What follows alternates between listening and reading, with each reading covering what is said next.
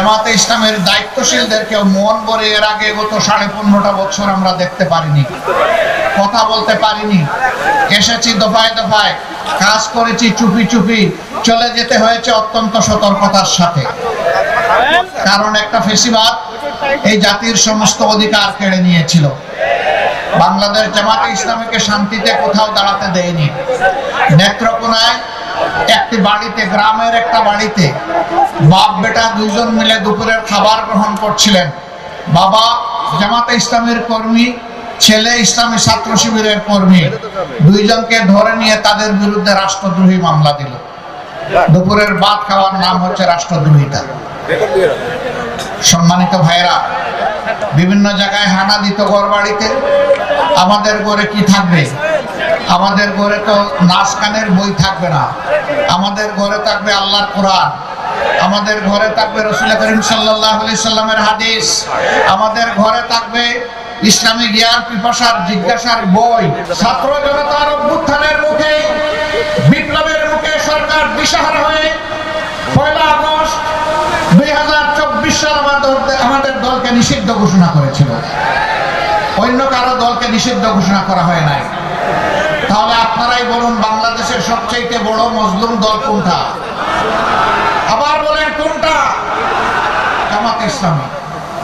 সম্মানিত ভাইয়েরা, শুধু কয়েকজন নেতার জীবন যায় নাই, আমাদের অসংখ্য কর্মীকে খুন করা হয়েছে, ক্রসফায়ারের নামে দুনিয়া থেকে বিদায় করা হয়েছে, ঘরে নিয়ে গুম করা হয়েছে, আমাদের ঘরদুয়ার লুণ্ঠন করা হয়েছে, চাকরি থেকে বিতাড়িত করা হয়েছে, আমাদের জমি থেকে আমাদেরকে তুলে দেওয়া হয়েছে, এমনকি কাউকে কাউকে দেশেও থাকতে দেওয়া হয়নি। 18 সালে আপনারা করলেন মিডনাইট ইলেকশন, নিশিরাতের নির্বাচন, আর 24-এ এসে করলেন আমি আর মামু, আমি আর দামি, তাই না? একজন নৌকা থেকে ক্যান্ডিডেট, আরেকজন নৌকার দামি ক্যান্ডিডেট। আপনারা সর্বনাশ করলেন।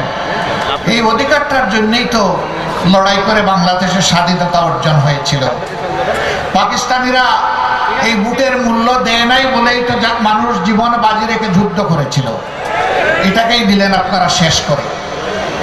সম্মানিত ভাইরা, তারা যা করার করেছে, এখন আমাদের তো কিছু দায়িত্ব আছে।